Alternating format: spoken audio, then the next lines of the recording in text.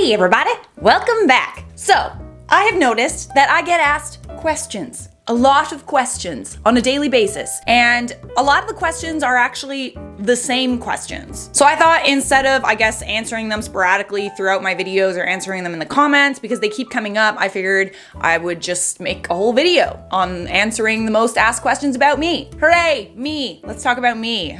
Hooray, me. I hate talking about myself. All right, so one of the top questions that I get asked on a daily basis, almost hourly basis, is what lipstick I use. For all the fellas that are watching this video, it's like, my lipstick, just chill out. I'm gonna answer them sporadically so that it's not an entire video about makeup. The lipstick that I wear on a daily basis is MAC Cherish lipstick. And I also line it with something. These are ColourPop liners, but you can use any MAC liner that's sort of nudie to give it like a different color. It just depends on what I'm feeling and what color tones I'm wearing that day and what will match with the color tone that I'm wearing. So that is the lipstick that I wear.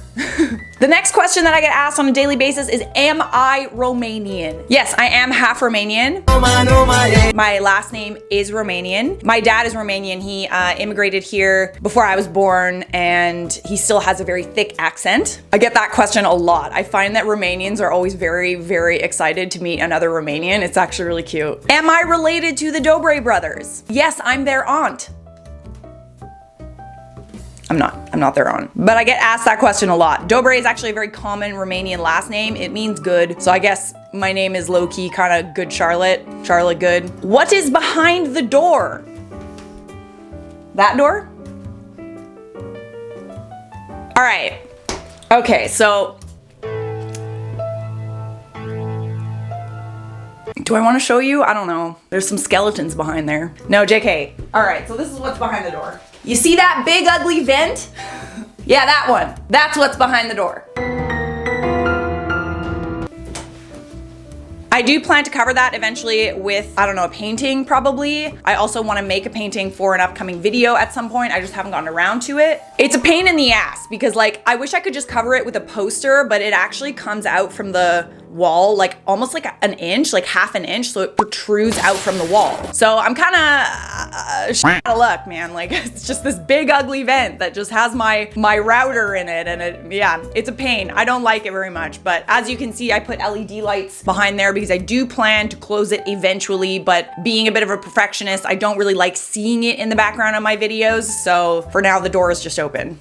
Deal with it. All right, and I actually asked a bunch of you guys on Instagram. If you don't follow me on Instagram, this is where I do all my like Q&A stuff. So like if you ever, want to be in a video and see your question in a video, that is where I post this kind of thing. And here were some of your questions that I will answer for you now.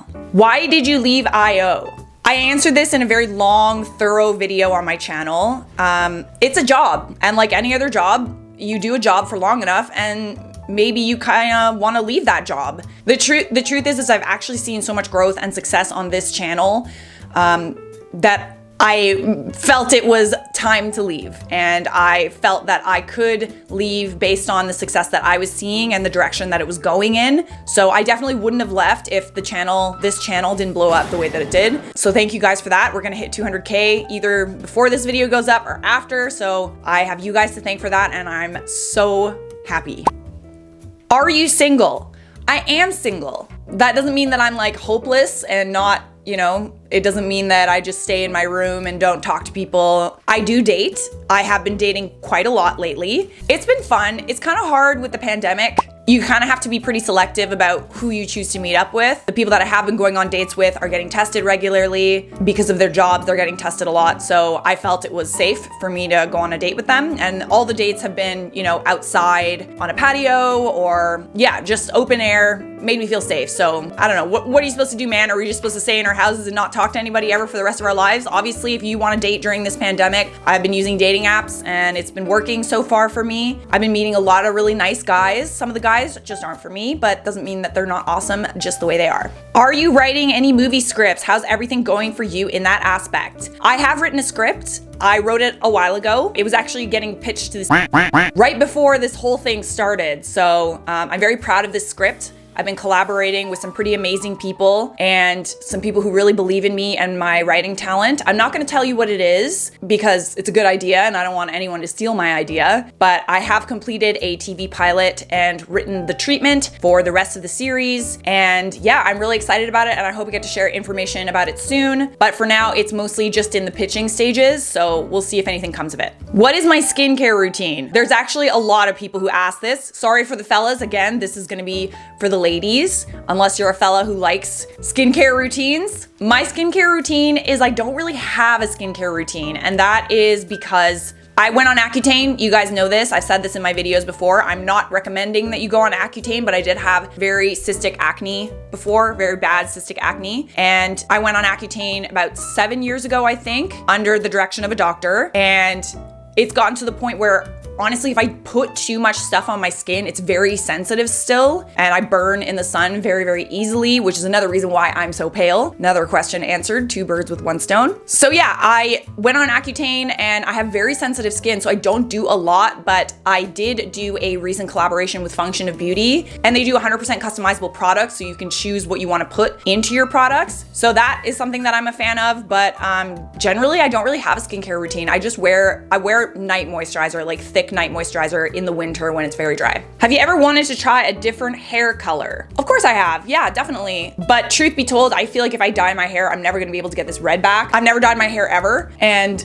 yeah, I just sort of feel like it might ruin my hair and the texture. My mom will kill me. Like, my mom will literally kill me. So I haven't dyed my hair, and if it ever starts to go gray, because one of my grandmothers went fully white by like 40. My other grandmother was like 94 when she died, and she didn't even have all gray hair. So depending on which way that goes, I will probably keep dyeing my hair red. What is the biggest piece of advice you could give to an up and coming YouTuber? Consistency. You have to be consistent. Consistent quality, consistent content. Your thumbnail is the most important part of the video. Sometimes I spend 1 hour making a thumbnail, and it's worth it. If a video isn't doing well and I change the thumbnail, I can make it do better just based on the visual kind of branding that I put on that video. So if you want to be a YouTuber, If you want to be a YouTuber, you have to post consistently every single week to start out with. You have to be consistent in the content that you post. So you have to choose a niche. A lot of people are asking me, why did I choose reaction videos? Why don't I do other topics? And it's because YouTube likes consistency. You have to theme your channel and find a niche that you can keep doing for the rest of time. Sometimes people have had success changing their niches. Azzy used to do gaming and cosplay, and then she changed to reaction videos and actually found quite a lot of success changing. A lot of people tell me to try other things, and I do try other things. Unfortunately, the way that the algorithm works, you have to choose one thing or 2 things that you can do consistently and keep it up forever, or however long you want to be on YouTube. So yeah, consistency, find a niche that works for you that allows you to keep posting as much as possible. Oh yeah, and naysayers. Have you ever seen your bullies in your adult life? I hope they see how wonderful and gorgeous you are. That is so sweet. Thank you, Melissa. I have seen my bullies in real life. I've seen them after high school. I've seen them, yeah, and they've always been very rude to me, like very rude to me ever since then. The most I'll do is give them a dirty look, but that's about it. I mean, I'll creep them every now and again on social media and just be like, oh, okay, well, do your thing, bud. I wonder if they've ever seen my videos. Sometimes I low-key think that the people that are mean to me in the comments are like my bullies in disguise. Or they're just new bullies, either way. Roll you would kill for besides a cinnamon roll. A role that I would kill, well, I wouldn't kill for it. That's a little extreme. But I've always wanted to play Val McKelly from Chicago. Anything that Cate Blanchett has played. I feel like we have a very similar look, and with the roles that she's played Elizabeth I. I heard that she also got cast as Lucille Ball, which is another icon of mine. I adore Lucille Ball. A lot of my acting teachers said that I remind them of Lucille Ball, which is a huge compliment. I don't know if it's accurate, but it's a huge compliment for me. Yeah, just a biopic, probably, you know, Lucille Ball, or I think it would be super fun to play Audrey Hepburn. Have to dye my hair for it and lose about 100 pounds, but how do I stop hissing at people? I hissed at my mom and got whacked. That's really cute. You guys are starting to hiss at people because of me, and I find it very cute. I don't know, man. Just don't stop hissing at people. Just don't hiss at your mom, okay? Or when you hiss, at least make sure that they know that it's a joke, you know? It's all about the tone of the hiss. Ever suffered with mental health? Dude, on the daily, yo. Especially during this time, you know, during the pandemic, I find that we're all just consuming so much content all the time. We all are very anxious. It's affecting how we consume content and our opinions of other people. If the majority of people are extremely unhappy and people are on edge, then that is going to be reflected in the comment section. Yeah, I suffer with mental health a lot. I'm not gonna lie. It's a daily struggle for me. Sometimes I genuinely don't want to get up and film a video. Sometimes I have to delete the YouTube app from my phone to make sure that I don't look at comments, because the first thing I see when I wake up is a negative comment. The last thing I see when I go to bed is a negative comment. And I see a lot of really nice ones too, but that's not necessarily what your brain focuses on. I think that your brain kind of focuses on survival, and you see these negative comments as just sort of like an attack. So you process them differently. Positive comments aren't threatening, you know? Negative comments are. They're an attack on your character. They're very threatening. With being an influencer and being someone that's covered cancel culture so many times, it's scary. It's scary to know that something that you say could be misconstrued, something that you say could just be stupid and it could just be an opinion, yet someone will use that against you. It's another reason why I don't like talking about myself, because as much as I love the people that support me, there are a lot of people who watch these videos just to find things to pick me apart with, and that's upsetting. And a lot of people say, well, you know, that's the business that you got into and that's, you know, a part of the job. And I don't think it should be a part of the job, frankly. I don't think that because I chose to entertain people for a living that now I'm subject to constant harassment.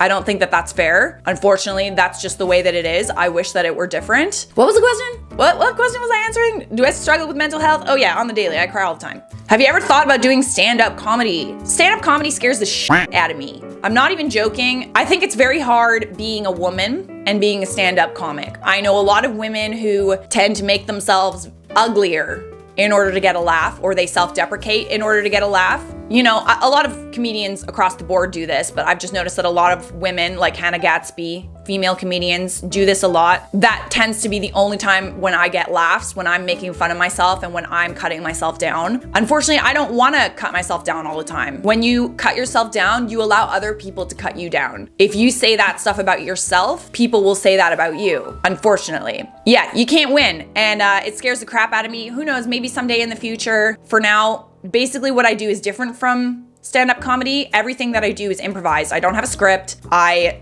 don't look at my reaction content before I do these videos. Everything is just on the fly, whereas comedians write their jokes. The way that they deliver their jokes is sometimes different every night, but everything that I do is on the fly, which I think adds to the comedy. Comedy is a lot about, you know, the unexpected. And if I'm not expecting to make a joke, then you're not expecting to hear the punchline, right? Have you ever doubted on your acting career and not sure if it was what you still wanted? Never, ever. I've always wanted to entertain people since I was a little kid. I've never doubted myself. I've never doubted my abilities. Sometimes you'll have a bad day where you don't do a great audition, but that doesn't mean that you're not good at what you do. It just means that for whatever reason, you weren't good in that moment. I've never doubted what I wanted to do. I've always wanted to entertain people. I've always wanted to do this for a living. I think that's one of the reasons why I ended up doing it, because if you don't believe that you can do it, who else will, right? How can you be so positive? I'm not positive all the time. I choose to be positive on camera because I want you guys to feel positive. I'm not positive all the time. My friends know this. I'm constantly struggling with the idea of being criticized. I've been doing this for 5 years, man, and I struggle with it on a daily basis. Especially, you know, if there's other stuff going on in my life and I'm upset about other things, it's just 10 times worse when I'm experiencing criticism. I'm not positive all the time. I try to be positive for you guys. At the end of the day, I'm an entertainer, and people don't want to be upset when they watch other people. They want to be happy, and that's my job. My job is to make you guys laugh. All right, I got a job to do. You're gorgeous. How did you find your fashion style? I've always been interested in fashion. I majored in costume and fashion history. I was a fashion photographer. I modeled. So I've always been around fashion. I've always been around stylists. A lot of the people that I follow on Instagram are stylists. I'll take ideas from here and there, and I don't like everything that they wear. It's just not my taste. So I'll take ideas from certain influencers and other ideas from other influencers, and I'll just pick pieces based on what I like. A lot of the time it's for comfort. A lot of the times for my body type, because, you know, I'm not, you know, a size 0. Unfortunately, I think that fashion is very subjective in that if you're skinny, you can pull off pretty much anything. Whereas if you have curves, it's a bit harder to, people don't see what you're wearing. They look at, kind of like how the clothing falls on your body. Unfortunately, I'm not a fashion model anymore, so clothes look different on me. I got those childbearing hips and it's fine. But yeah. All right, guys, I hope I answered all of your questions. I know there's probably more questions that you want to ask me. Maybe I'll do another one of these videos in the future. But for now, subscribe!